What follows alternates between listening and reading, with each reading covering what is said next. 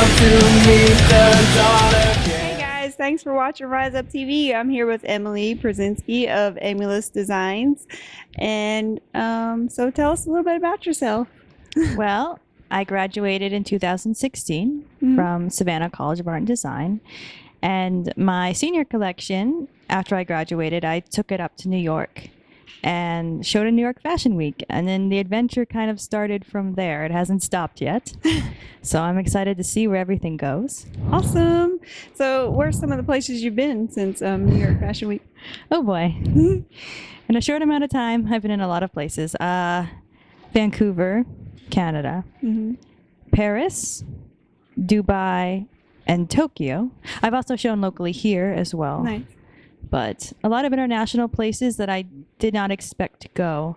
They've been somewhat like gifts to me, though, because I love traveling, even though I don't like planes. Once I'm there at the destination, the plane ride is worth it. Right. So awesome. So give us a little bit of insight on your newest collection, Brainstorm. What inspired you? Well, I was checking out at Harris Teeter, like everybody does, and they have the magazine stands, and there was a National Geographic magazine that had a really cool picture of a brain on it, and I was immediately captivated towards it, and I wanted to know what it was and how I could use it in fashion. And it was brain mapping. They had a piece on brain mapping, and it's all about how scientists use MRI diffusion photos to look at how the brain communicates with the different regions, how they all talk to each other. Like, for example, pink and yellow deal with communication and language.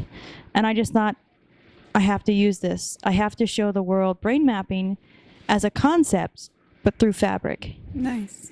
And now that I've accomplished that, it's time for the next collection. How long have you been in fashion design? How long have you been? Well, if you count school, probably 6 years. 6 years? But 3 outside of school. Awesome. So do you have any like exclusive clients that you've designed stuff for, or? Well, I've designed for Logan Curtis.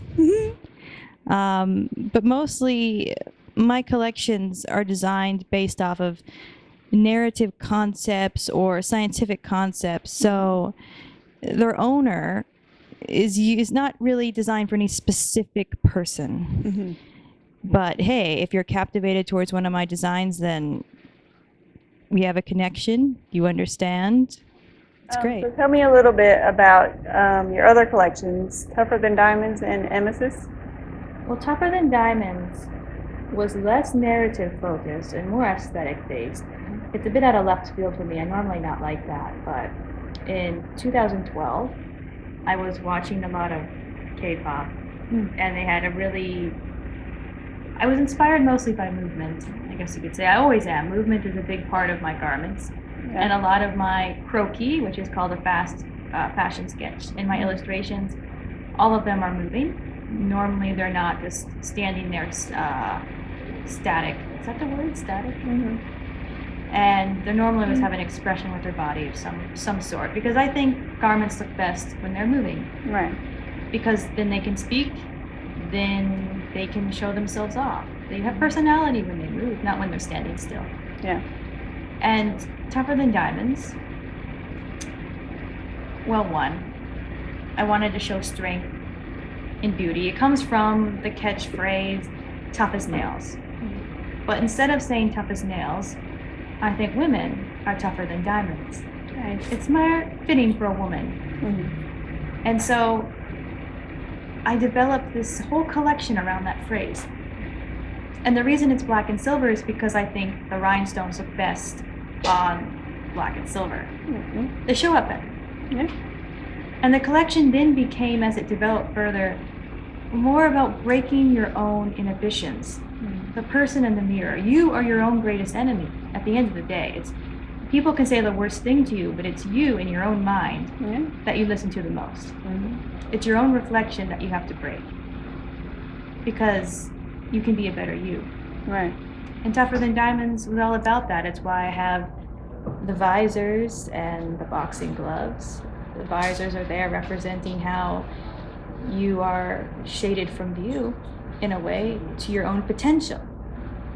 And when you take the visor off, you can finally see. Nice. And then Emesis was my senior collection. It has a special place in my heart because it's the first one that I made myself. I sewed it. It was hell. But because I went through all of that, I gained a greater appreciation for it. And my professor gave me the challenge because he wouldn't let me do external human prosthetics as my concept.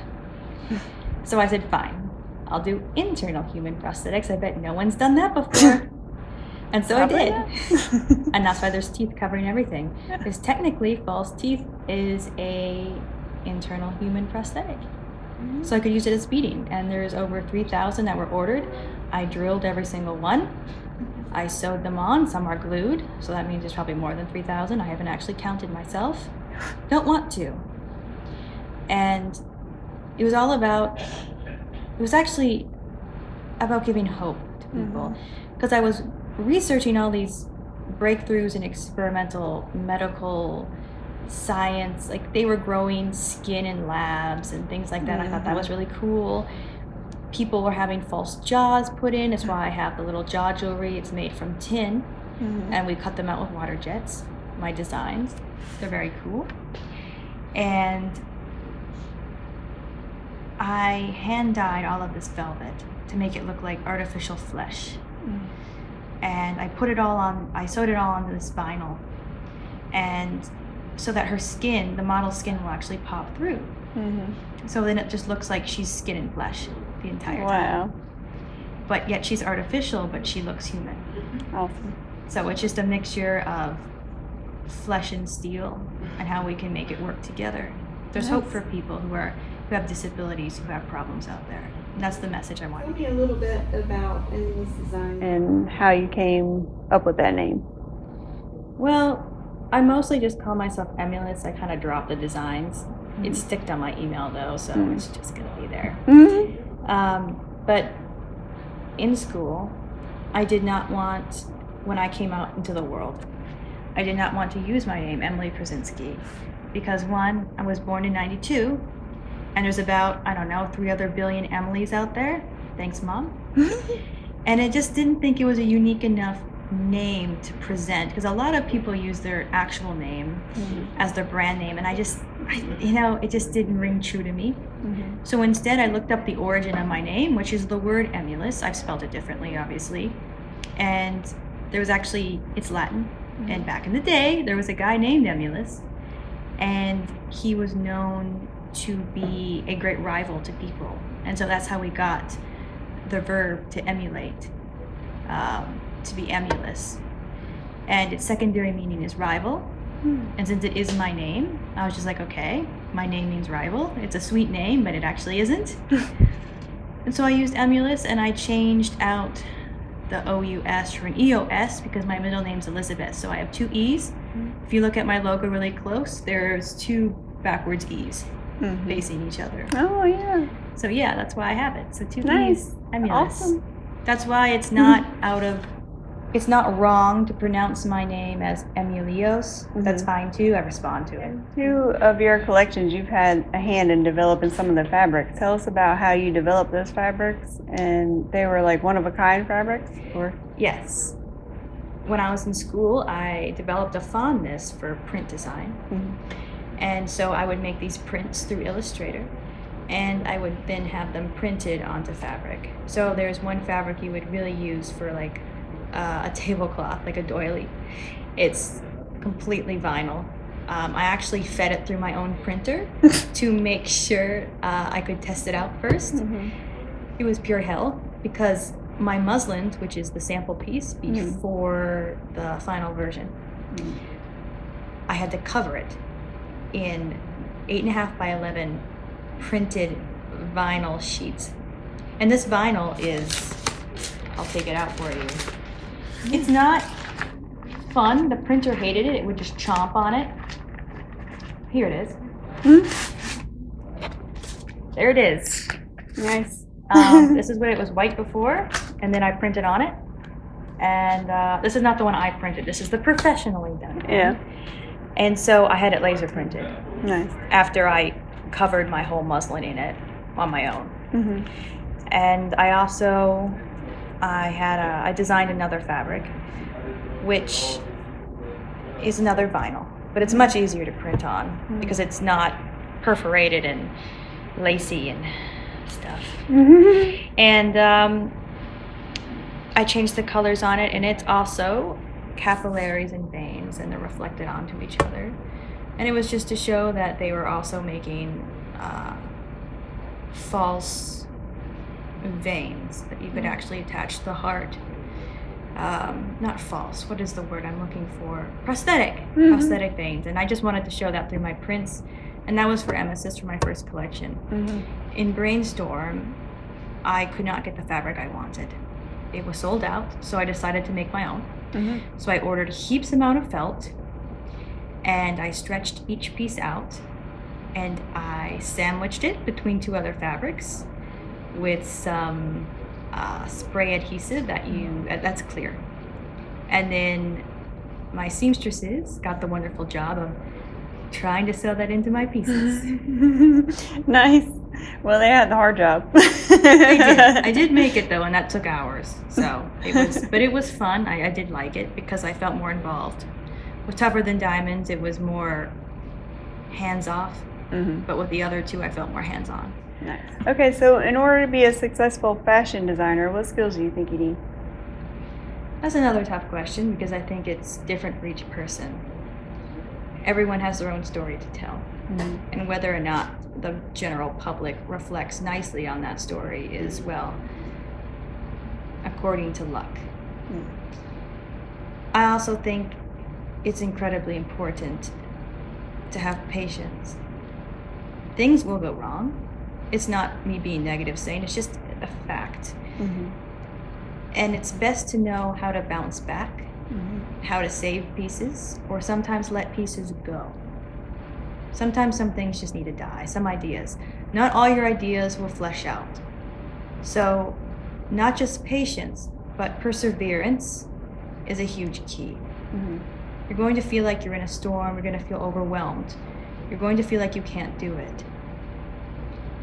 But at the end of the day, it's up to you to decide whether or not you can meet your goal. Right. It's deep. It is. Also, an endless supply of creativity and insomnia kind of helps. Well, yeah, I can see that. But you also need to know for a designer when to stop, when to pull back, and when to focus on something else. If all you do is design, you're eventually going to resent it and hate it. It's no longer going to be fun. Right. And you're going to want to distance yourself from it, and you're not going to be productive anymore. So what you need to do is like a side hobby, something that gets you out of the house, or dungeon or basement or whatever you want to call it. And that's what I do. I have a lot of hobbies besides fashion. Yeah. And it also can invigorate your spirit and help you get inspired by things that you otherwise wouldn't.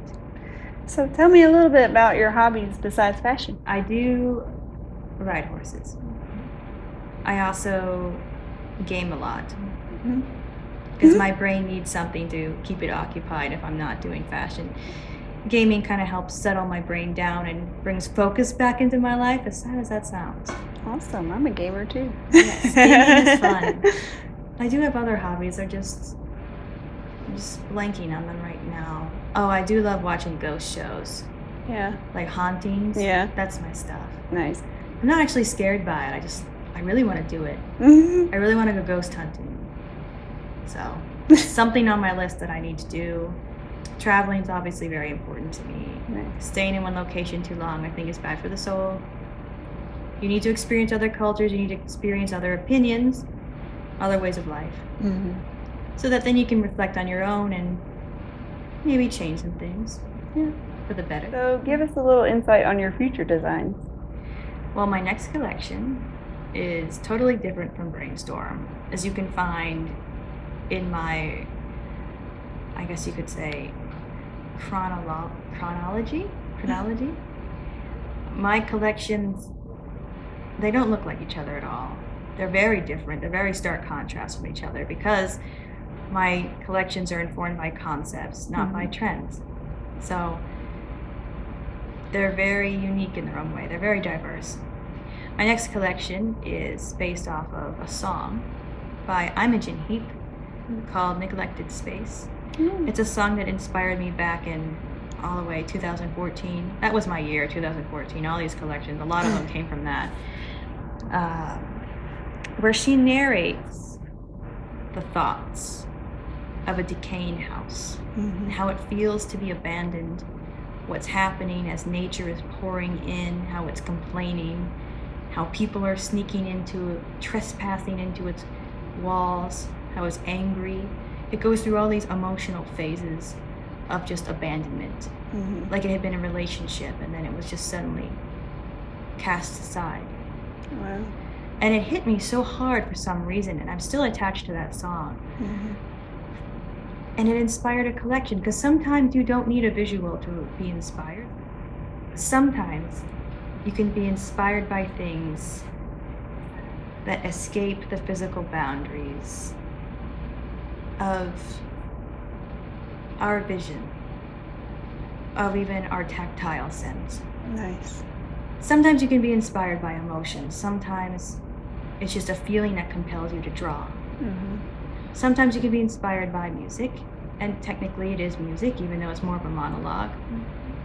But I wanted to get the intentions of the song across. I wanted to actually build a collection like you'd build a house, as in one garment will be the chandelier that's completely been destroyed and overtaken by time and the settling of the house. It's asymmetric.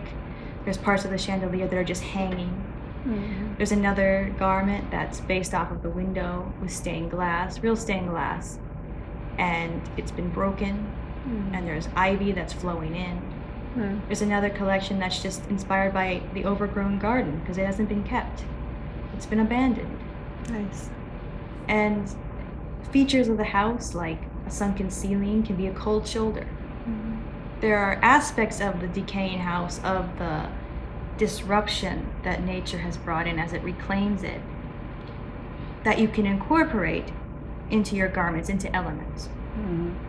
So for instance, in the song she mentions a grand piano, and I want to have a leather jacket that has piano keys as fringe, and I'm going to have fabric, vinyl fabric or organdy fabric that has all these notes on it. It's just going to be stuffed into the blouse, just to look like somebody had carelessly stuffed songs into the piano, like you've seen before. And that is my vision, my overall vision for the collection. I would like to come out with a perfume with it that smells of honeysuckle right in spring.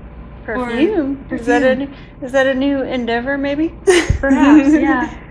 Because I want people to feel nostalgic when they look at the collection, and I want it to be more of an experience instead of just a vision, something based just on your vision. Like I want you to be able to feel it, smell it, maybe even taste it. Who knows? Hear it. Because to me, fashion is an experience. It's not just, like I said before, it's not just dominated by the visionary, by your eyes. It needs to be experienced. I mean, it is. You can wear it. So when you first see it, you need to make it appealing to your body too, to where like, I want to put that on. I want to feel that on my skin. I want to know what it sounds like when I'm walking. And that's important to me, as it is with all my other collections. But this one, I guess you could say I want to create poetry through fabric. Well, thanks, Emily, for being with us today on Ryze-Up TV, and thanks so much for your insight on your fashion designs. And is there anything else you would like to say before we wrap this up? Well, I would like to thank Ryze-Up for giving me the opportunity and platform to voice my thoughts. I really appreciate that, and I also appreciate your time. Please check me out on Instagram and my website and Facebook. I'm active on all. And all those links will be posted below on our description, so make sure you check them out. I'm rising up to meet the dawn again. This darkness ends. I'm lifting my head to breathe in my own